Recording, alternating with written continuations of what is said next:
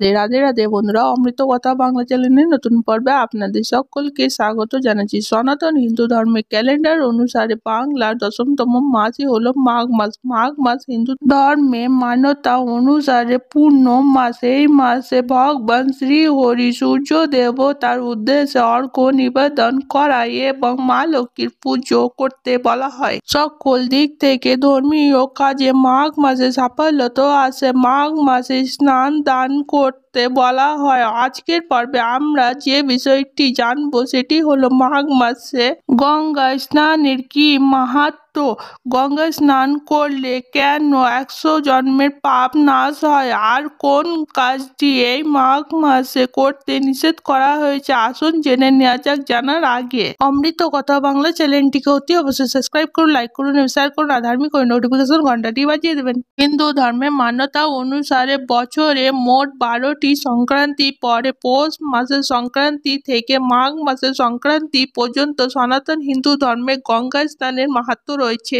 গঙ্গা ছাড়া যমুনা, গোদাবরী, সরস্বতী, কৃষ্ণা, কাবেরীর মতো পবিত্র নদীতে লক্ষ লক্ষ ভক্তদের সমাগম ঘটে। মকর সংক্রান্তি, উত্তরায়ণ সংক্রান্তি যেটি ঘটে থাকে পৌষ মাসের শেষ দিনে। এই দিনে দেবতাদের দিন শুরু হয়। দেবতাদের একদিন আর মানুষের কাছে ৬ মাস, অর্থাৎ ধর্মীয় দৃষ্টিকোণ থেকে পূজা অর্চনা আরতি করার জন্য অত্যন্ত পবিত্র সময়ই হলো এই ৬ মাসে, যেটি পৌষ সংক্রান্তি থেকে শুরু হয়। মকর সংক্রান্তিতে সূর্য মকর রাশিতে গমন করে। হিন্দু ধর্মের কাছে এই সময়টা এতটা পবিত্র যেখানে গঙ্গা নদীতে স্নান করলে বলা হয় একজন ব্যক্তির জন্ম মৃত্যু এই চক্র থেকে সম্পূর্ণভাবে মুক্ত হয়ে মোক্ষ লাভ করতে পারে। আমাদের দেশ ভারতবর্ষ নদীর দেশ, যেখানে নদীতে সম্মান করা হয়। গঙ্গা নদীকে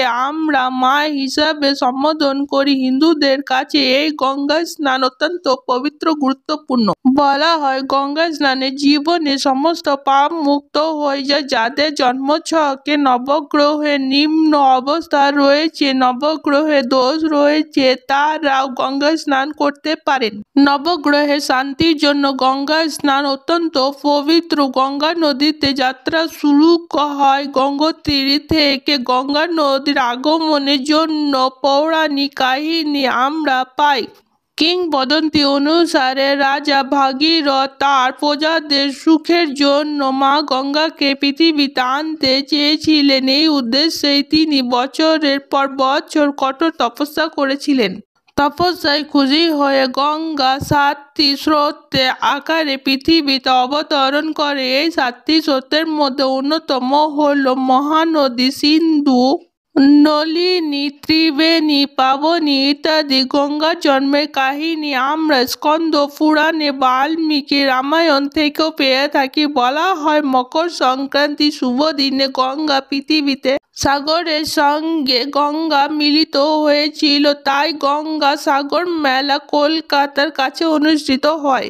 বলা হয়ে থাকে হিন্দু ধর্মের মান্যতা অনুসারে মাঘ মাসে দেবতারা পবিত্র নদীতে কিছু সময়ের জন্য অবস্থান করে। এই সময় গঙ্গা স্নান করলে স্বাস্তিকতা পাওয়া যায় এবং পুণ্য লাভ করা হয়। ভারতবর্ষে অনেক ধর্মীয় অনুষ্ঠানের সঙ্গে গঙ্গা নদী যুক্ত। আমাদের জন্ম মৃত্যু চক্রের সঙ্গে গঙ্গা নদী যুক্ত। গঙ্গার তীরে মরলে বা শেষকৃত্য করলে মানুষের জীবনে আর কখনো জন্ম হয় না, সে মোক্ষ লাভ করে। মৃত্যুর পরে একজন ব্যক্তি ছাই চিত্তভস্ম গঙ্গার ঘাটে বিসর্জন দেওয়া হয়। গঙ্গার জল অত্যন্ত পবিত্র। এই জল থেকে আমরা নানা রকমের অনুষ্ঠান করি।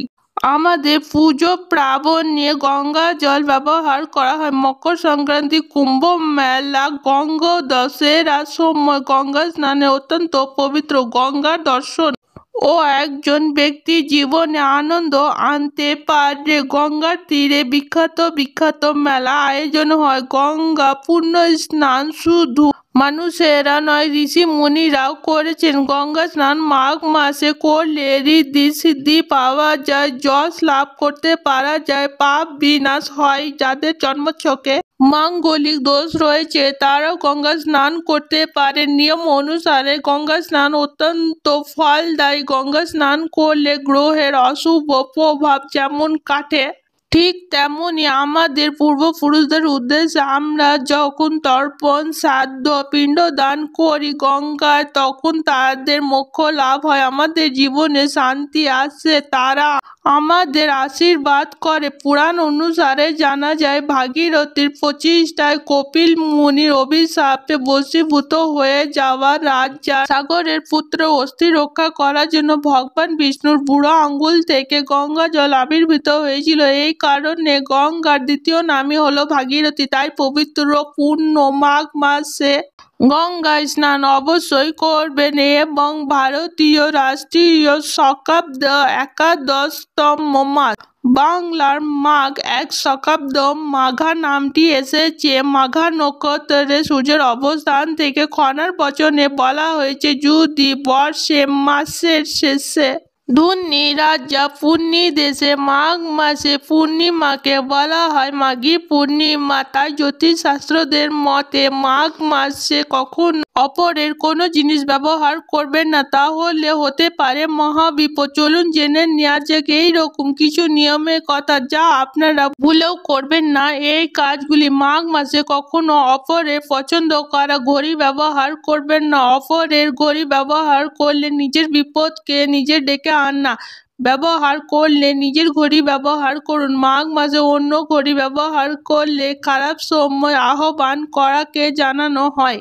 মাঘ মাসে কখনো অন্যর কাছ থেকে টাকা ধার নেওয়া উচিত নয়। টাকা ধার নেওয়া মানে নিজের দুর্ভাগ্যকে নিজে ডেকে আনা। এতে আর্থিক উন্নতির যোগ ব্যাপকভাবে বাধা প্রাপ্ত হয়। মাঘ মাসে অন্য জামা কাপড় ব্যবহার করতে নেই। নিজে যা কিছু আছে তাই পরুন। অন্য জামা কাপড় পরলে আপনার মধ্যে নেতিবাচক শক্তি সঞ্চারিত হয়, তার সারা শরীরে প্রভাব এসে পড়ে আপনার ব্যক্তিগত জীবনে। মাঘ মাসে কখনো কারোর কাছ থেকে পেন বা কলম ধার করবেন না। যদি প্রয়োজন হয় নিয়ে তৎক্ষণাৎ তাকে ফিরিয়ে দিন। অপরে ব্যবহার করা কোনো ব্যাগ ব্যবহার করবেন না, তবে সেই ব্যাগ যদি একেবারে নতুন হয় থাকে। কেউ যদি আগে ব্যবহার না করে সেইটি যদি আপনাকে কেউ উপহার হিসেবে দেয় সেক্ষেত্রে কিন্তু কোনো সমস্যা নেই। এই সময়ে অপরের ব্যাগ ব্যবহার করা